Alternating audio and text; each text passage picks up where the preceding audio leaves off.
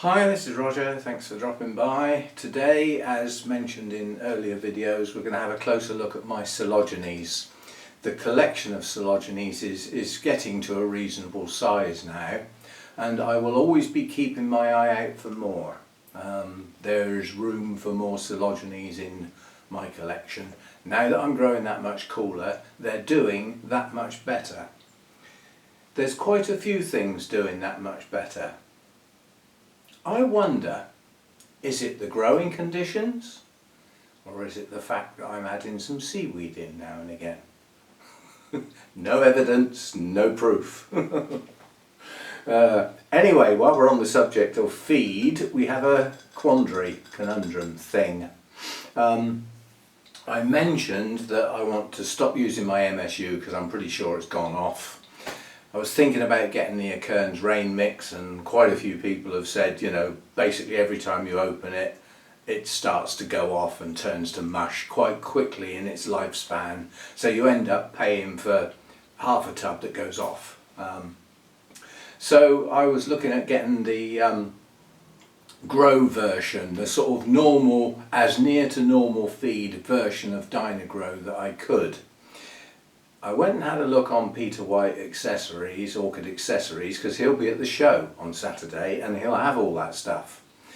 And there's a choice of two, and I'm not that happy with the balance of the NPK on either of them.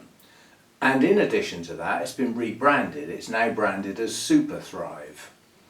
And I've got a bit of an issue with that brand name, because Super Thrive has been on the market as an additive, booster, super duper, your plants will do 10 times better if you add 1 drop of this per gallon stuff without mentioning anything about what's in it. To me, that has con written all over it, basically. But you dig into it, and Super Thrive as a company, a brand name, and Dynagrow as a brand name are owned by the same people. Now, it is said that the rebranded Dynagrow has not had any changes to its formulas. Where is this company based? Do I trust companies to tell the truth in that country? Iffy, along with other countries, including my own sometimes. But I had an email from Carol from deepest West Wales, the lady who supplied a lot of the plants for the garden in several big boxfuls, and she said that she uses the two types of orchid focus. There's a grow and a bloom. They're basically just a different balance. One is a general purpose fertiliser, the other one has greatly reduced nitrogen and a boost to the other two in respect to the nitrogen. So that's all you're really doing, is adjusting the nitrogen. I have to watch my camera because the battery's getting quite low. It's liable to go off. If it goes off, there'll be a short break while I put a small one in. Yeah, so I've just had a quick look into that, and I've put out what I call a feeder comment. So underneath Carol's comment on the last video, I've put in my thoughts and a question. Because when you look into the Orchid Focus products, they are incredibly weak.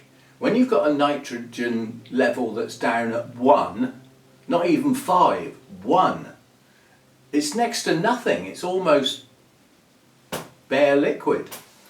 And so I put out a question, bearing in mind on fertilisers, the instructions you get, and Dynagrow stroke Super Thrive, the instructions you get, knowing from where it comes from, are wrong for here, because a gallon over there is not a gallon over here, a teaspoon over there is not a teaspoon over here, so I'd have to play with it. But then I don't use measurements, I use my TDS meter. So what's important to me is value for money, the strength of what's there. So I've asked Carol a very simple question which she may not be able to answer. It depends how she uses it. If she follows the instructions and doesn't use a TDS meter, she won't be able to answer. But I've basically said, how many millilitres of the Orchid Focus Grow do you need to get 2 litres of pure water, you know, rainwater or RO water, as near pure as you can get. So how many millilitres of Orchid Focus Grow do you need to take 2 litres of water, pure water, up to a TDS of around 200? Once I know that, I know the rate at which I'll be using it, I can then work out how fast I'm going to use it up. In other words, is it value for money? What's triggered this really is the not quite happy with the NPK balance of the Dynagrow on offer. Also not too happy about the rebranding and finding out it's in the same company. So that's that. So it's a conundrum, a quandary that hopefully I will get an answer from Carol relatively soon, because all of those products will be on sale at our show on Saturday and I need to come home with something. So I doubt if you're watching, Carol, you're probably busy doing your garden. There's a gap in the weather, cold snap coming. We're expecting down to 0, possibly below around here on Friday morning, first thing. Anyway, that's that.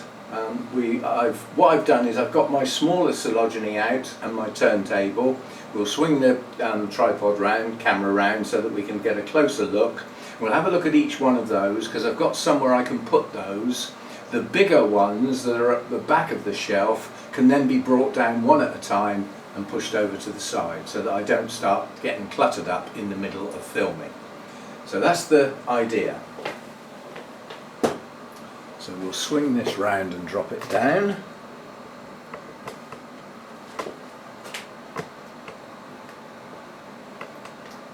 I think I'm going to come over here and try to remember not to get myself in the way, because the fan is in the way and I don't like moving that because it's lined up to everything I want.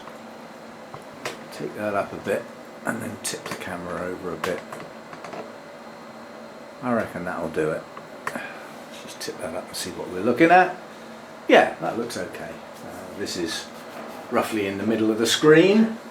And none of these, when we get to the bigger ones, I'll have to move the tripod back a bit, because they won't, otherwise they won't fit. They are quite large, some of them. Right, these are not in any particular order. This is the Coelogyne cristata.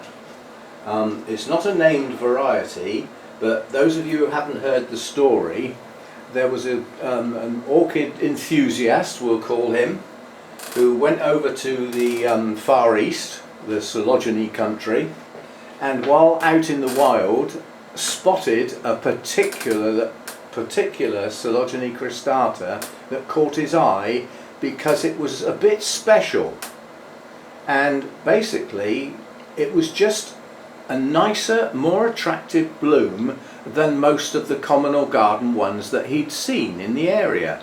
So he bought one home, and he was over there effectively working. Who was he working for? MI6. So effectively he was a spy. Yeah.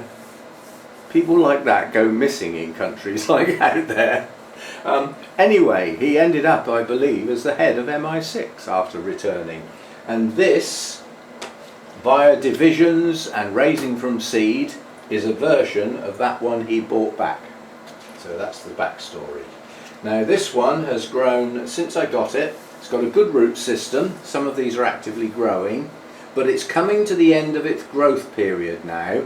So this has got to start being kept quite a bit drier to go through the winter. Yeah? Otherwise the roots will rot. So if they stay soggy when the plant's not in growth, they don't use the water up in the media. So this one goes into a sort of rest. It grew this bulb, that's my bulb. It's far bigger than anything else, and then it pushed out this little one out the side here. Now this has bloomed, it was in bloom when I got it, and hey presto, we have a spike. How long that spike is going to take to mature and actually open, I have no idea. But basically, that plant is doing fine, doing very well. Quite pleased with that, but if I keep that wet, that's its last watering at that level. From now on, it'll probably miss a turn every other watering, and it'll just get a trickle when it's quite dry. One thing I mustn't do is let the bulbs shrivel.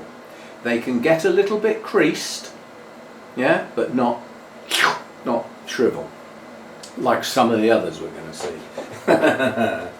Right, the next one, this is Coelogyne. It is Usitana crossed with salmony colour. I'll do pop-ups of the names so that if you want them. Now this one, to have a look at the roots, we have to get the pliers out because it drops down inside the black pot and won't come out. So we have to drag it out, screaming and kicking. All these are soaking wet. They got watered yesterday, and it wasn't early in the day when I watered them, so they're still soaking wet at the moment.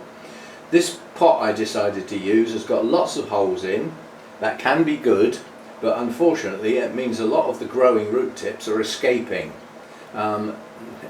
They may eventually dry because they're in the air. Nonetheless, there's quite a few gone down in the pot. Relatively small division. But the latest bulb that I've sort of finished off is nice and plump, and we do have something starting to grow here. Now I don't know this plant well enough to say is that a spike or is it another new growth. I don't know. We'll wait and see. Just like we do with the Cymbidiums. We'll wait and see. It's not a race. There's no point in racing or thinking about racing with anything to do with orchids. Compared with some other plants, they just don't grow fast. Right, and I won't call it a miserable failure because it's not dead yet, but the one that will not grow properly is Nitida. Now this was once called Orchid, and on this label from Burnham's has still got that old name, and it's the variety Super because it does have better blooms, if it ever does again. So vast, really badly shriveled pseudo bulbs, terribly badly shriveled. This strong new growth here will open eventually, I hope. It still hasn't produced any roots, and it's got a tiny little new growth here from the back of the plant. I don't know what that's going to do. This is a weak plant, it's got next to no roots, and it won't grow anymore. It just sort of, you could say it's stalled basically, because it won't get going. That's that one. That's the one I would say is not successful compared with the rest of them. Next we have, this is granulosa, and this is a primary cross, so two species crossed together that naturally occurs in the wild. So it has on the label, it's written thus. So if you ever see a label like that, it's not a species, it is a hybrid, but it occurs in the wild, and that's what the X signifies. Yeah. So they have been found, and you know, often those type of hybrids, when they were first discovered, were classed as a species in their own right, but DNA testing has actually found out that no, actually that's a combination of those two plants, so it must have occurred naturally in the wild. That's that. Obviously they occur frequently in cultivation. Right, so this is a relatively small division. This came from the Bournemouth show from Simon Pugh Jones, Portland Island Orchids. Simon is ex-Ridlington, the Ridlington School Project, and its new growth is pushing on and will mature. It got potted on, so the centre of this pot is wet because it's the slightly older media. The outside of the pot is drying out already, and that got watered yesterday. That's what happens with new bark. You have to go steady. I'm happy with the plant. We realised last time we looked at these, because I thought this was just a division, not in bloom. I was happy with the contents, the two species. By crossing those two together, I knew I'd like the bloom. I didn't need to have a look. But we did actually discover that there is a spent flower spike there. So although it's a smallish division, it has actually bloomed. So that's that one. Have a quick look at this battery. Is it about to die? It says It's not far off, so we'll do one more and I'll take a break because it says there are 14 minutes left and I started with 170 minutes. It tells Porky Pies. It runs down an awful lot faster than the clock says.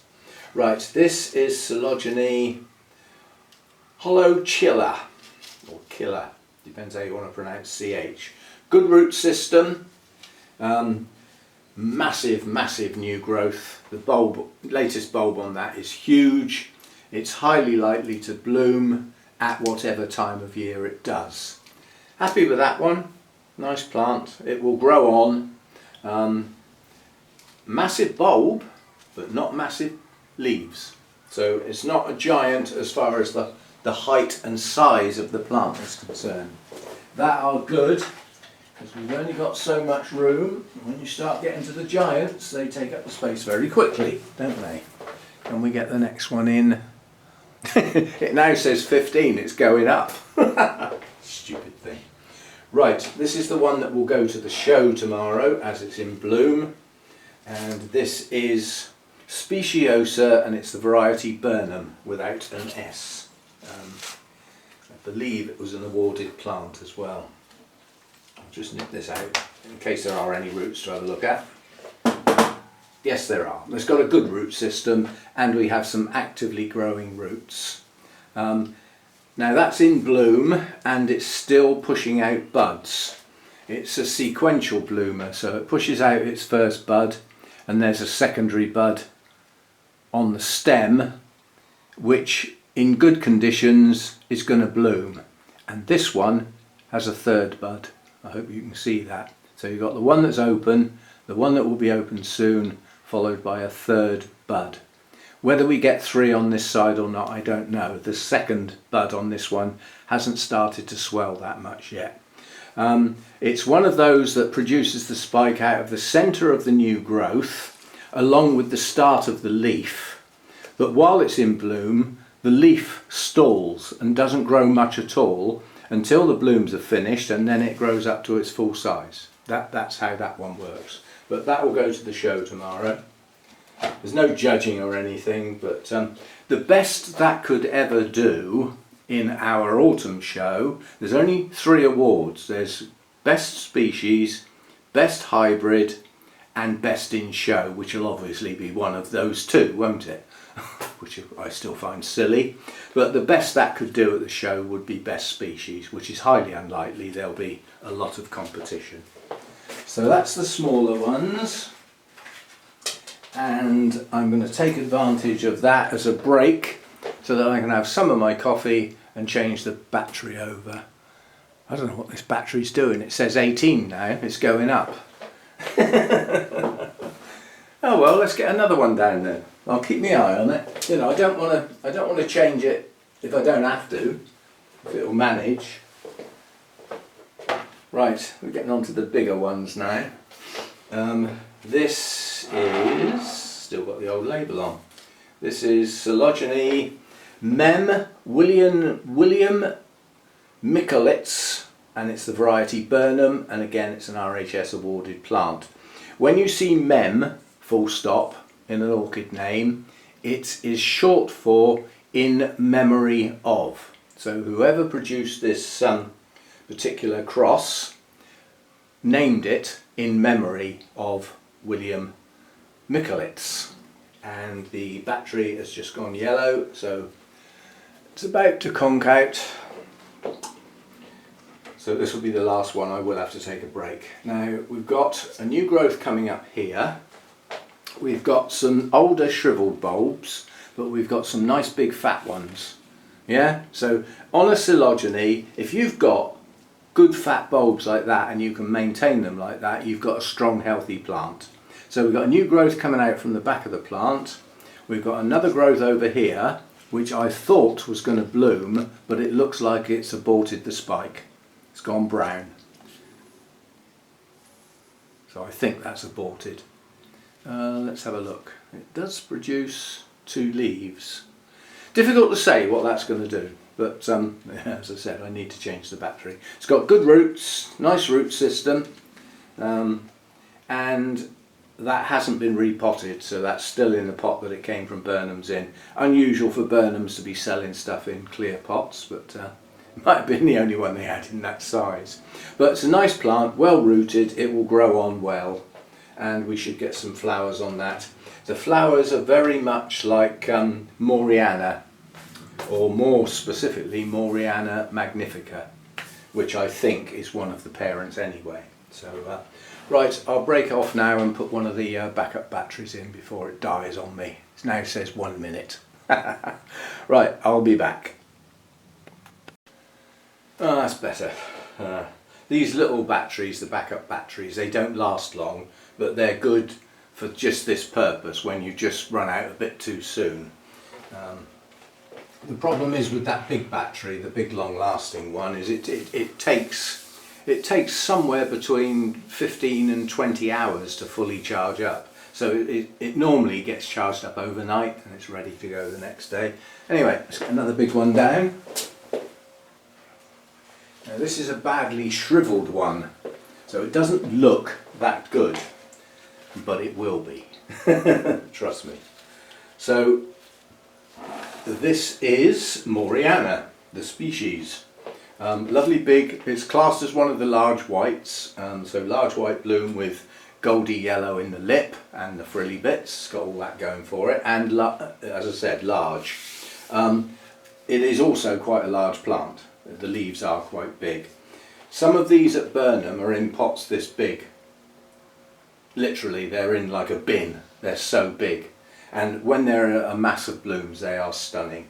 This is not that big yet, but what have we got? Well, first of all, let's get it out, see if we've got any roots.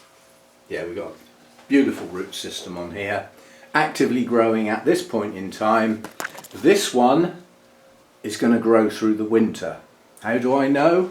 Because we have a new growth here, and then from the same growth another one there. So there's two new growths on that bulb. So the fact that that bulb's shriveled, I don't care. And then we've got this little bulb tucked in here that's a bit shriveled, also has a new growth coming out. And then we come round to this bulb, which is a bit bigger and a bit plumper. That has a new growth there, and a new growth there. So that's got a couple. And then this bulb round here has a new growth there, and a new growth there. So that one's got two as well. So in total we have 1, 2, 3, 4, 5, 6, 7 new growths. That will double the size of the plant, literally. Now you've got to go careful with the Moriana, especially the Magnifica version. If they get dry when they're in active growth, you will get horrible crinkles on the leaves. You'll see some of them in a minute. So this needs to be hydrated but not soggy, and these growths will push on, produce nice leaves, and as I said, they will double the size of the plant, which is good. We like that sort of thing. So a good coelogyne, about to be an awful lot better. The new roots come as the growths get to that sort of size. You can just see new roots at the bottom of that new growth. They will just about get in the pot. All the other new growths are in a position where they will go in the pot. So we've got a pot full of roots, we're about to get another additional pot full of roots. We'll have a big pot full of roots. Well, a pot full of lots of roots. That's doing well. Even though it wasn't the best looking plant when I got it, it will be soon.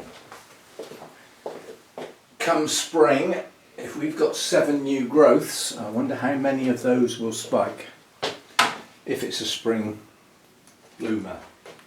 Right, what have we got here then? What we've got here is Lawrenceana. Lovely blooms on this, but this is a strange one. The spikes come out on this one, and then they sit there, and they sit there, and they sit there, and you think, ah, it's going to abort. And then suddenly they start to move and bloom. But they sit in that sort of dormant state for some considerable time. The first time it did that worried me to death, because I thought, well, we've got a spike, but it's not progressing. Good roots, some active roots, not many, but a good root system nonetheless. And then what we've got is all squashed up together are the new growths, and there's 4, all squashed right up next to each other. There's 1, 2, 3, 4. There aren't any more. The back bulbs, the other bulbs on the plant, are quite plump. They're not shriveled. They're okay, quite firm. And then out of those new growths we do have some spikes. So there's 1 there. There's another one there, that's 2. Where are the leaves for the others? That's 2, there's 3, there's another one there. And where's the 4th? Can't see the 4th set of leaves.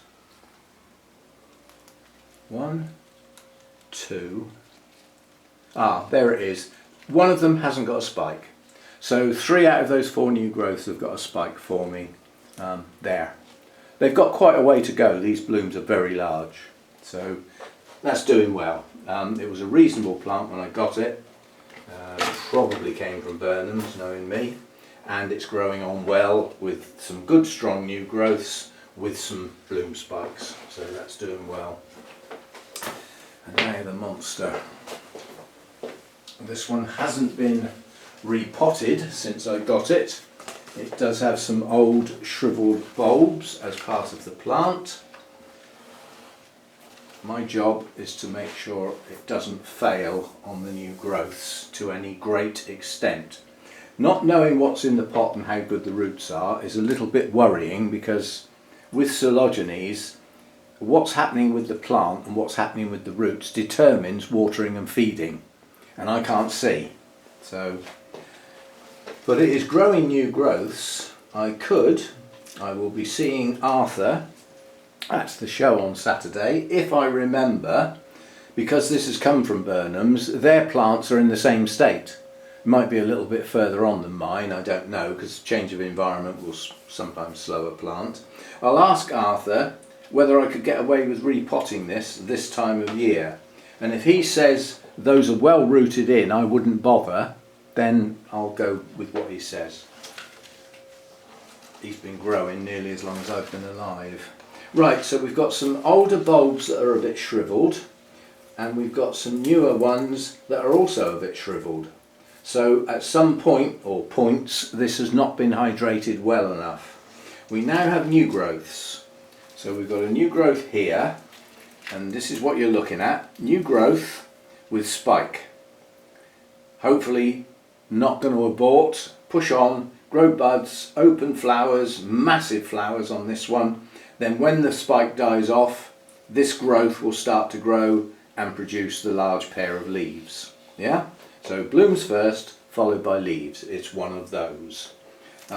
This is a relatively new bulb here that hasn't put a spike up, and those are the nodules on the leaves that I was on about that are allegedly caused by lack of hydration while they're expanding.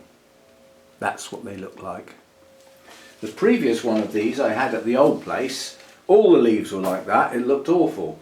Well, at least I've got quite a few that are okay, and I've got some of those little bumps on the existing leaves that were on it when I got the plant, so it's not just me.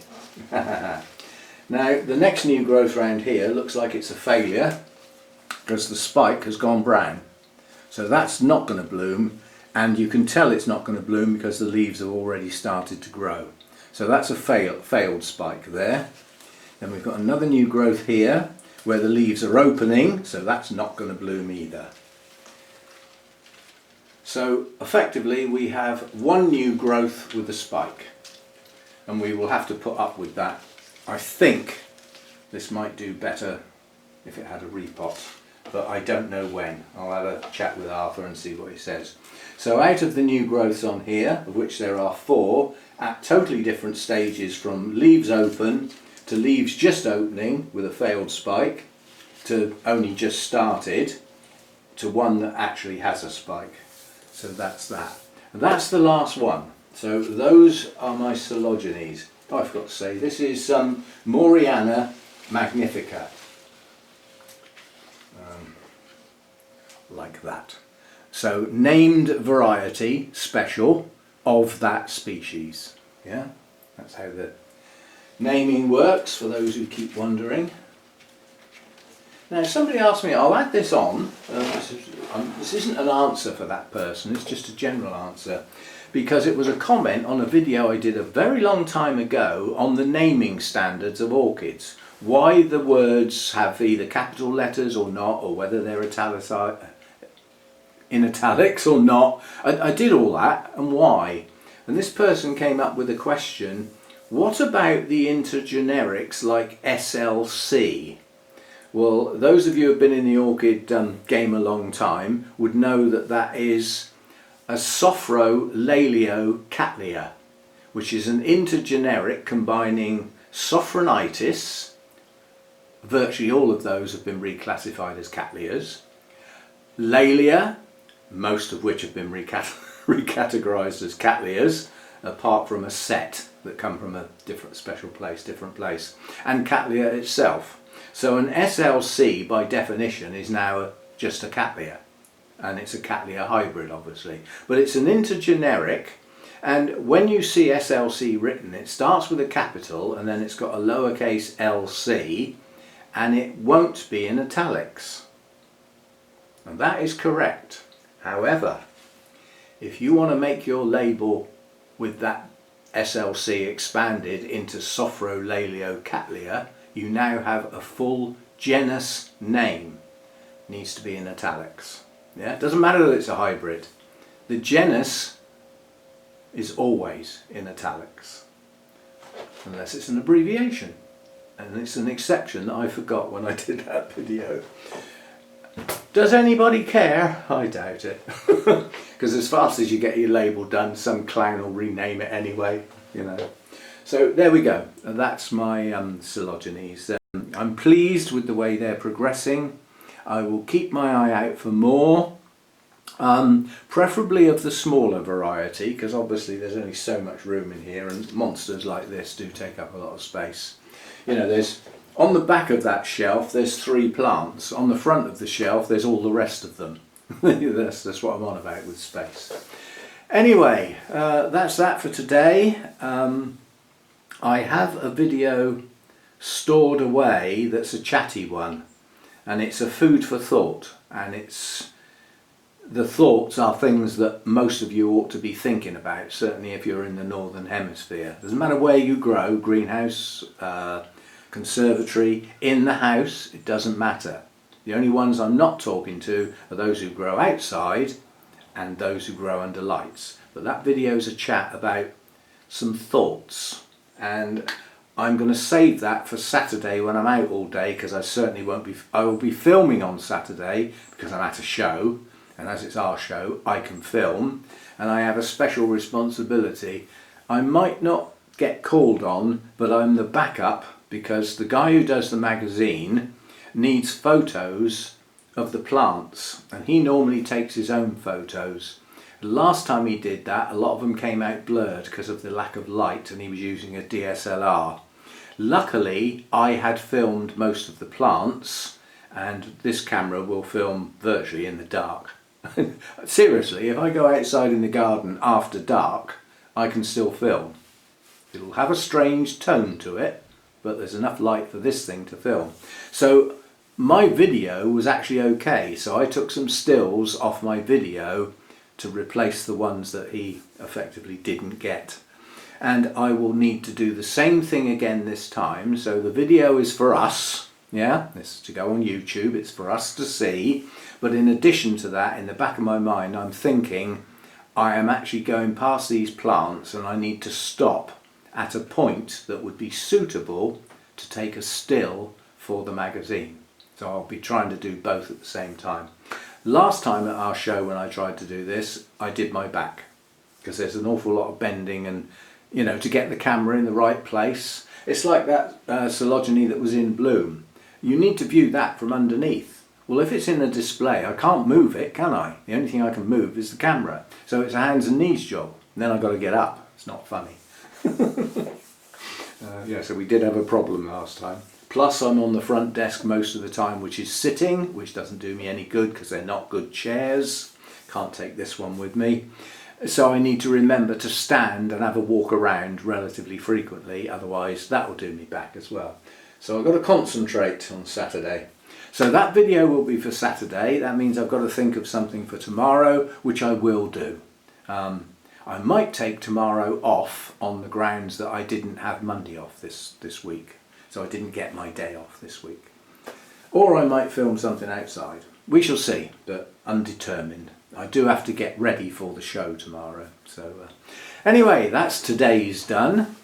A look at Coelogynes. Just on the very end, a slight care guide. Coelogynes are quite varied. Most are cool growers. Most grow from, in some cases, quite shady up to reasonable light. There aren't many that you find in really bright light where they would get like full sun or anything like that. So you could say in this country, in the UK, reasonable light is a nice average, but some of them you'd have to watch that it's not, if the leaves are going pale and it's not a feeding issue, then they might be getting a bit too much light. But most of the time, reasonable light like I get in here is suitable. These are all on the top shelf up this end of the grow room, which is away from the area that ever gets any sun through the roof. So they're in the bright part of the thing, which I call reasonable light, which is good stuff. Most of them are cool growers, but in amongst them are some warmer growers. Some of them are intermediate and quite happy with a little bit of heat, mainly in the summer. Most of them are up the cooler end of intermediate, and some of them are real cool growers that can go down to 5 or 6 degrees C during winter, providing they're quite dry. You don't want those sort of temperatures in a soaking wet pot, that's for sure. Those would be classed as ones that are sort of resting. They're going to go down to those temperatures. The chances are they're not growing, and they would come from an area that has quite dry winters. So that's that. Feed. You've got to watch what's happening with your Coelogynes and feed. In the spring, most of them will be coming into active growth. When they're in that situation, they like a good drink and reasonable feed. And because they grow quite large leaves and quite large pseudobulbs, or some of them do. So feed and water well, but go steady. Because if it's a cooler grower and you're in a situation where your temperatures are going to climb in the summer above what they like, they will stop growing. So even though they've got growths on them and they've been pushing on in the spring, you'll suddenly see them stall if you've got excessive heat for that type of Coelogyne. At that point, stop feeding. There's no point in feeding a plant that's not growing. And watch your watering. Yeah? You've got to keep them hydrated because of the heat. They will lose hydration much quicker than they should be doing because they shouldn't be in those sort of temperatures. Then when the temperatures start to drop down again, they'll come back into growth. That's when you start feeding again. So you could say that if you've got ideal temperatures, feed and water well through the growth season, which is mainly spring and summer, and then ease off a bit as the bulbs are maturing, and find out with that plant, that individual species or hybrid, how and when it blooms, because they vary. Like you said, like I've said, some spikes come out from the base of the pseudobulb, some come out from the middle of the new growth, and the new growth stops growing till the blooms have finished. They have various ways of blooming. Some are sequential, some produce a spike, and all the buds open at virtually the same time, which means they go over it in exactly the same way. So they're interesting in as much as the blooms are, some are fragrant, some are not. There's a couple that are fragrant, but you might not like it. Nitida, the one that's not doing very well here. To me, that's one of those. It has got a fragrance, and if it catches a bit of bright light, sort of in the morning, that fragrance is quite strong, and it will migrate a fair way from the plant, and it will catch your nose.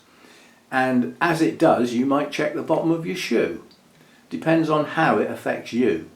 I'm not that keen on it. To me, it smells like a horse stable. with the sort of things you find in a horse stable on the floor, including the straw and whatever the horses leave in it. So I'm not too keen on it. Others have said they love it. So obviously different noses. So there we go, Coelogynes.